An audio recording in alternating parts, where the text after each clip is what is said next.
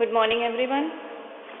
बच्चों, कल हमने जो है पाठ 4 यानी कि एक पुत्र के नाम में से जो है हमने मौखिक प्रश्नों के उत्तर देखा। इसके अतिरिक्त रिक्त स्थान और बहुविकल्पीय प्रश्न भी जो है हमने मौखिक रूप से देखा। आज हम शुरू कर रहे हैं लिखित प्रश्नों के उत्तर।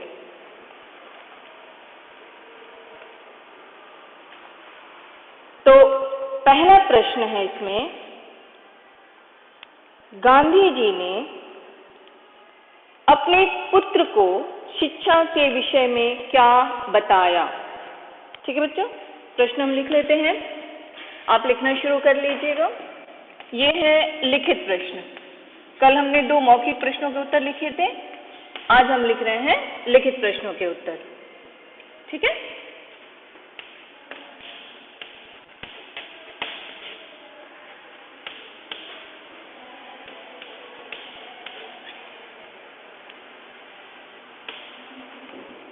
जिसमें पहला है, गांधी जी ने अपने पुत्र को शिक्षा के विषय में क्या बताया।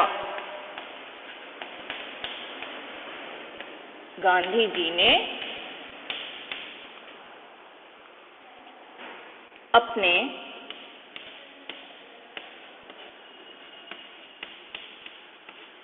पुत्र को शिक्षा के विषय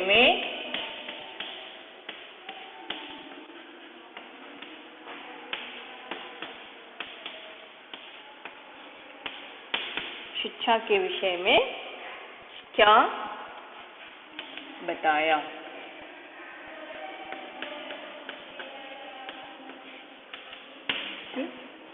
जवाब है, गांधी जी ने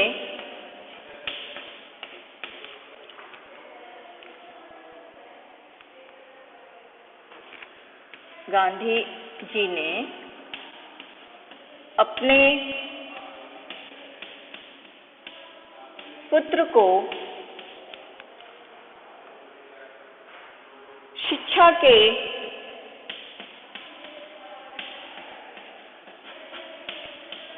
विषय में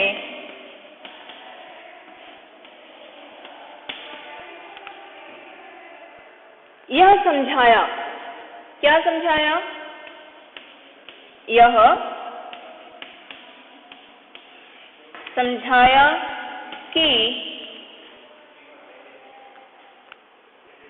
केवल, ये जो हम अक्षर ज्ञान लेते हैं ना, केवल अक्षर ज्ञान ही, केवल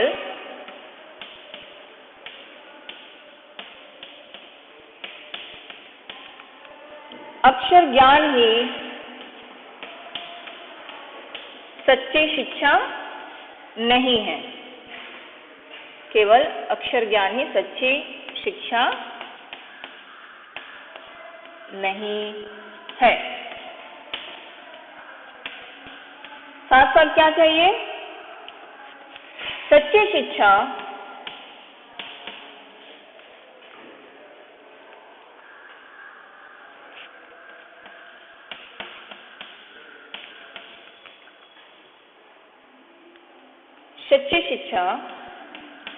तो चरित्र निर्माण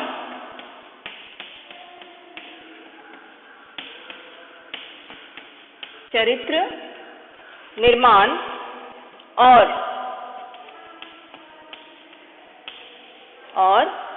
कर्तव्य का, ये कल हमने देखा था, ये कर्तव्य का बोध है, यानी हमें कर्तव्य का बोध कराती है ना। सच्ची शिक्षा वह है जो हमें सिर्फ अक्षर ज्ञान ही ना दे, साथ ही साथ चरित्र निर्माण और अपने कर्तव्य का बोध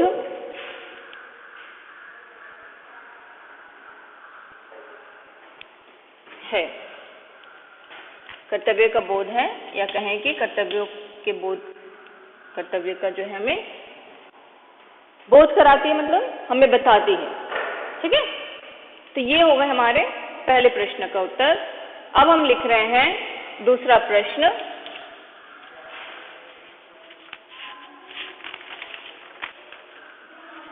वह यह है, गांधी जी आचार विचार में किसके प्रयोग पर बल देते थे? ख प्रश्न लिखेंगे, गांधी जी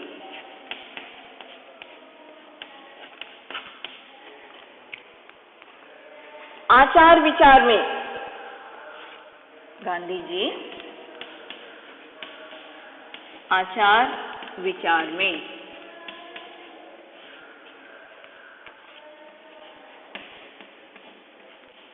किसके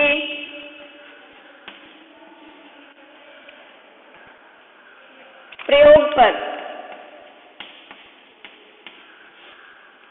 किसके प्रयोग पर बल देते थे? ये जवाब तो आपको पता ही होना चाहिए, है ना? किसके बल पर? सत्य और अहिंसा के बल पर। गांधी जी, जवाब है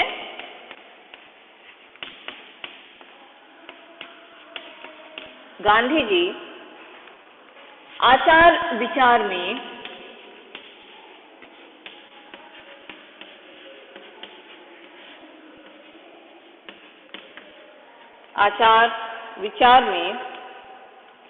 सत्य और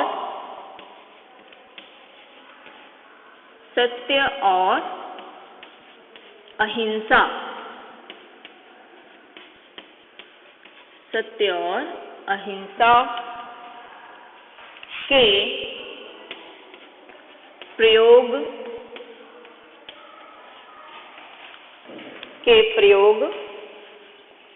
पर बल देते थे। ठीक है बच्चों, इसे लिख लीजिए आप। एक बार फिर मैं दोहरा देती हूँ। गांधी जी ने अपने पुत्र को शिक्षा के विषय में क्या बताया? उत्तर है, गांधी जी ने अपने पुत्र को शिक्षा के विषय में यह समझाया कि केवल अक्षर ज्ञान ही सच्ची शिक्षा नहीं होती है। सच्ची शिक्षा तो चरित्र निर्माण और कर्तव्य का बोध है। यानी सच्ची शिक्षा वह है जो हमारे चरित्र का निर्माण करती है और हमारे कर्तव्यों का बोध कराती है। दूसरा है, गांधी जी आचार विचार में किसके प्रयोग पर बल देते थे? किसके प्रयोग पर? गांधी जी आचार विचार में सत्य और अहिंसा के प्रयोग पर बल देते थे। जवाब बहुत छोटा ही है, सिर्फ क्या है? सत्य और अहिंसा, है ना? अब हम आ रहे हैं प्रश्न 3 पर। पहला प्रश्न का जवाब आपने लिख लिया होगा। हमारा अगला प्रश्न है, गांधी जी ने संसार में क्या 3 बातें महत्वपूर्ण बताई? या गांधी जी के अनुसार जिन 3 महत्वपूर्ण बातों का उल्लेख किया गया है उसके बारे में हमें बताना है। तो क्या है वो 3 बातें? अपनी आत्मा का, है ना, अपनी आत्मा का, अपने आप का और ईश्वर का सच्चा ज्ञान। ये हम पहले प्रश्न का उत्तर मिटा देते हैं।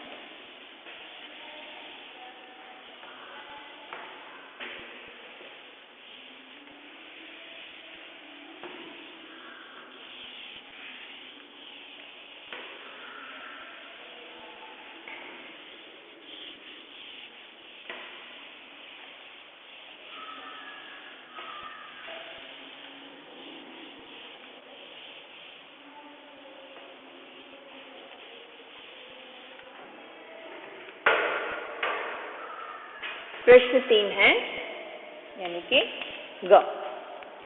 गांधी जी ने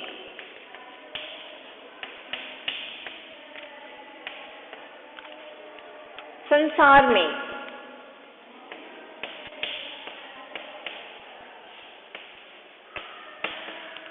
गांधी जी ने संसार में क्या 3 बातें महत्वपूर्ण बताई?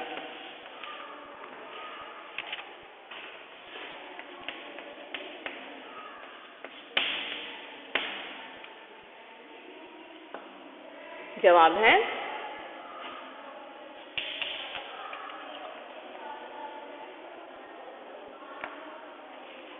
गांधी जी के अनुसार, या कहें कि गांधी जी ने जो 3 बातें बताई वे हैं, गांधी जी के अनुसार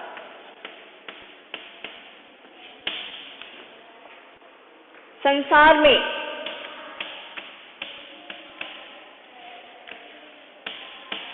जो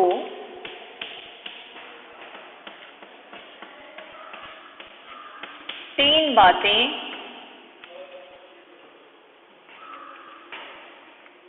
बातें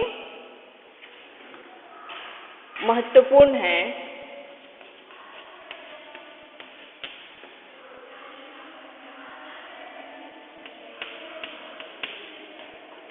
वे हैं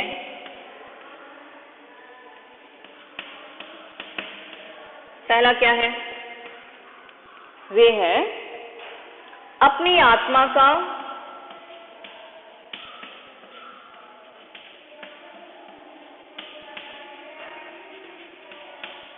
अपने आप का,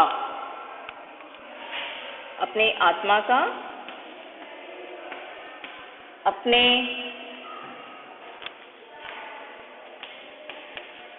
आप का और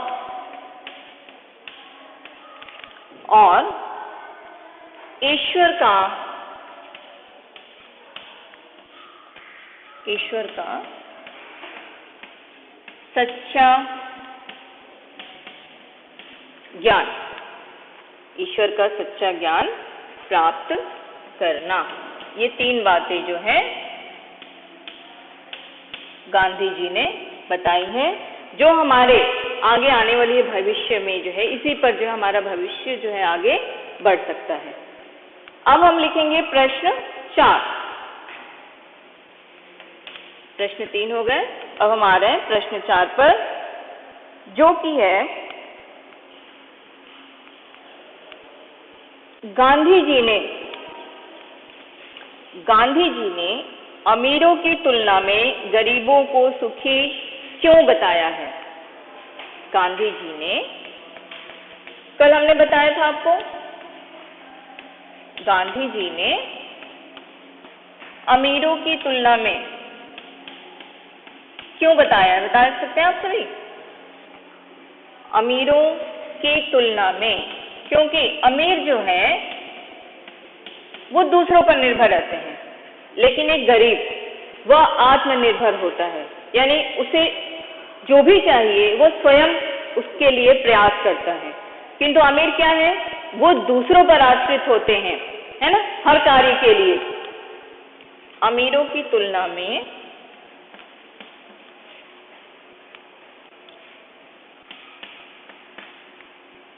गरीबों को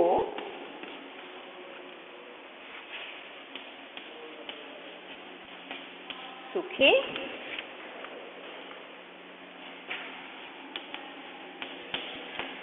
क्यों बताया?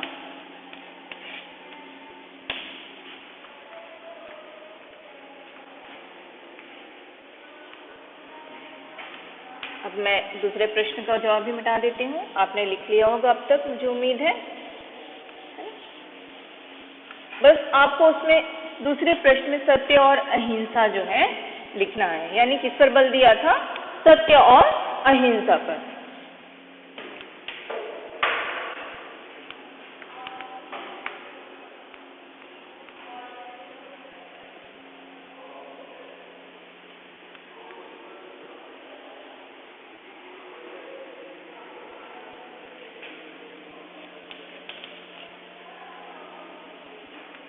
गांधी जी ने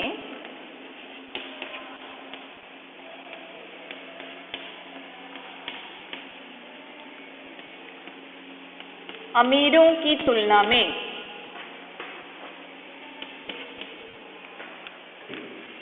गांधी जी ने अमीरों की तुलना में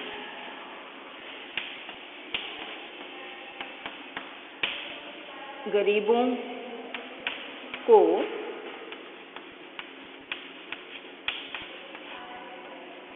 सुखी इसलिए बताया है,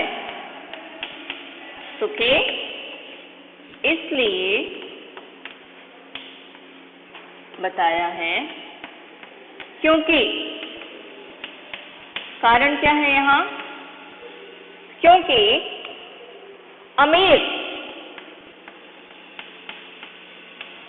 अमीर लोग जो हैं अकर्मण्य यानी कर्म नहीं करते हैं, है ना, अकर्मण्य और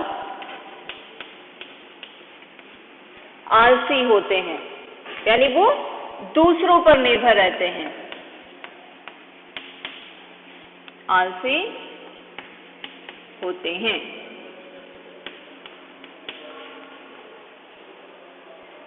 जबकि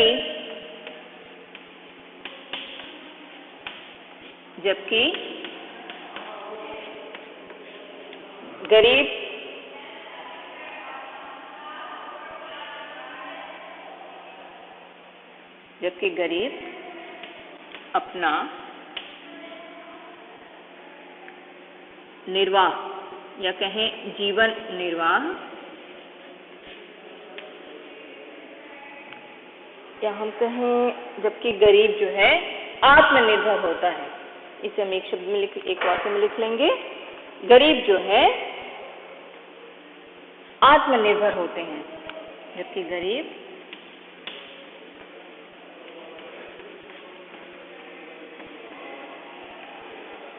आत्मनिर्भर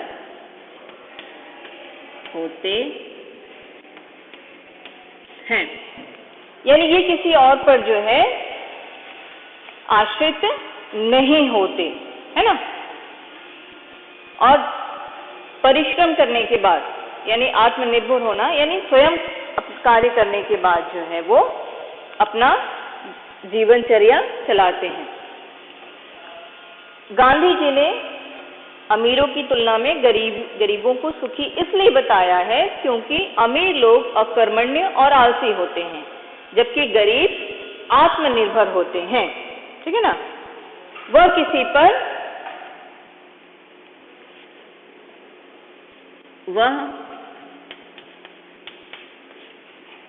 किसी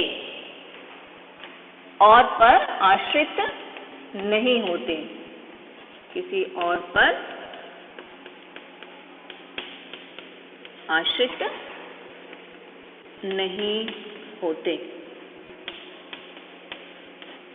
गांधी जी ने बताया है ना कि अब से आपको जो है गरीबी में ही रहना है और आपको जो है मैं चाहता हूं कि आप एक अच्छे योग्य किसान बने।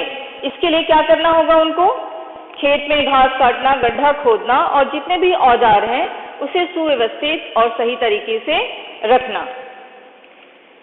ठीक है बच्चों, यानी उन्होंने कहा अमीरों की तुलना में, यहाँ 2 बार मैंने लिख लिया है, सॉरी,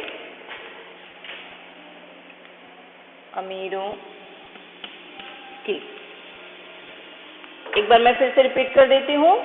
प्रश्न 3, गांधी जी ने संसार में क्या 3 बातें महत्वपूर्ण बताई हैं या बताई हैं? गांधी जी के अनुसार संसार में जो 3 बातें महत्वपूर्ण हैं वे हैं अपनी आत्मा का, अपने आप का और ईश्वर का सच्चा ज्ञान प्राप्त करना। ये 3 बातें जो है गांधी जी ने जीवन के लिए, यानी संसार में जो 3 बातें हैं वो है अपनी आत्मा का, अपने आप का और ईश्वर का सच्चा ज्ञान प्राप्त होना। इसके बाद है गांधी जी ने अमीरों की तुलना में गरीबों को सुखी क्यों बताया। गांधी जी ने अमीरों की तुलना में गरीबों को सुखी इसलिए बताया है क्योंकि अमीर लोग अकर्मण्य और आलसी होते हैं, जबकि गरीब आत्मनिर्भर होते हैं और वह किसी पर आश्रित नहीं होते, यानी अपना काम वह स्वयं करते हैं। यदि किसान ना हो, है ना, इसलिए इन्होंने गांधी जी ने कहा कि बेटा मैं चाहता हूं कि आप एक जो है अच्छे और योग्य किसान बनो।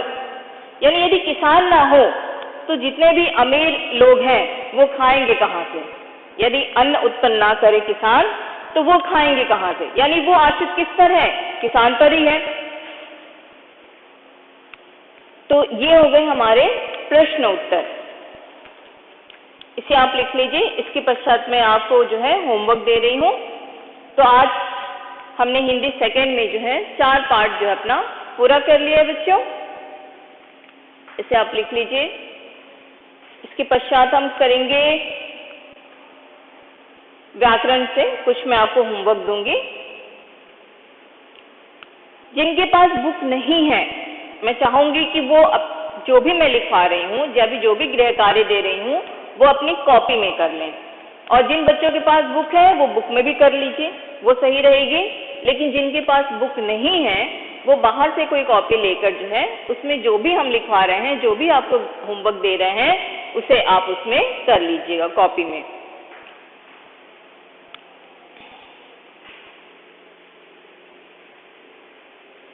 तो अब हम जो बढ़ रहे हैं होमवर्क की ओर, मुझे उम्मीद है कि आपने 30 प्रश्न कर लिया होगा, है ना। तो अब हम आ रहे हैं होमवर्क की तरफ।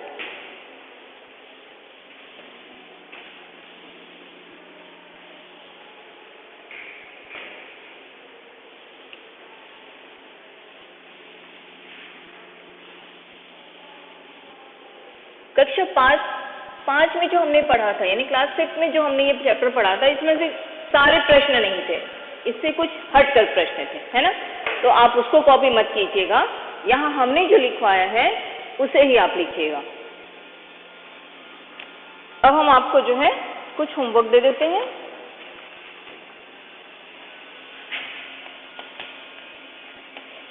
ये आप लिख लीजिए पुस्तक।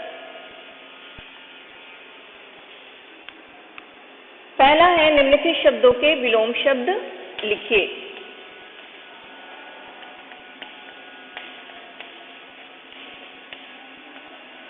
निम्नलिखित शब्दों के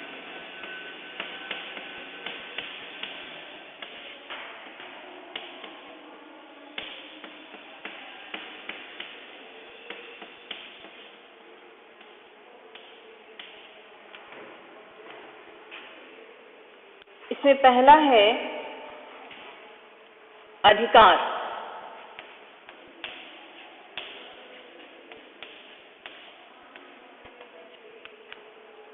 उदारता,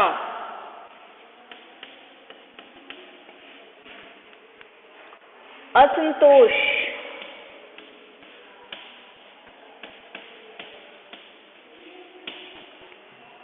समान,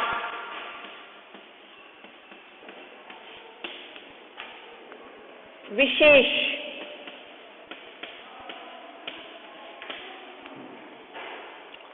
सवेरा। बहुत ही आसान है, हमें उम्मीद है कि आप जरूर कर लेंगे। अहिंसा,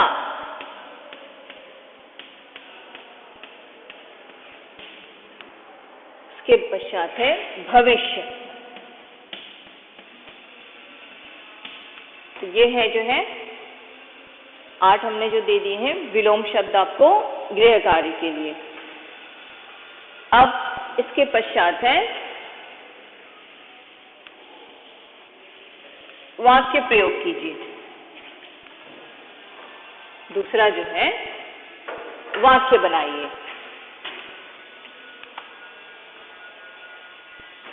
यहाँ मैं पूरा ना लिखकर आधा ही लिख रही हूँ। वाक्य बनाइए, निम्नलिखित शब्दों से वाक्य बनाइए। चलिए मैं पूरा ही लिख दे रही हूँ उसे।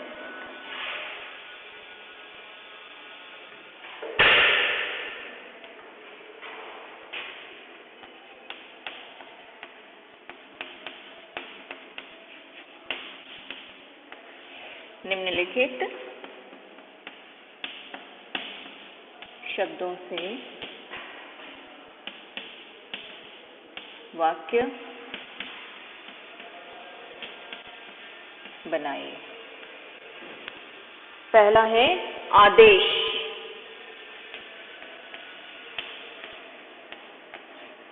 आदेश चिंता,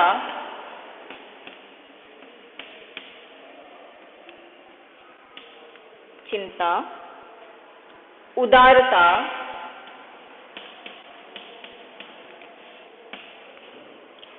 कर्तव्य,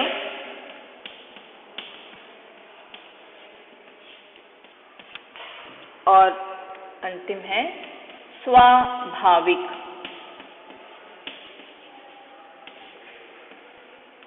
ठीक है बच्चों, तो ये जो है आपका 2 गृह कार्य है।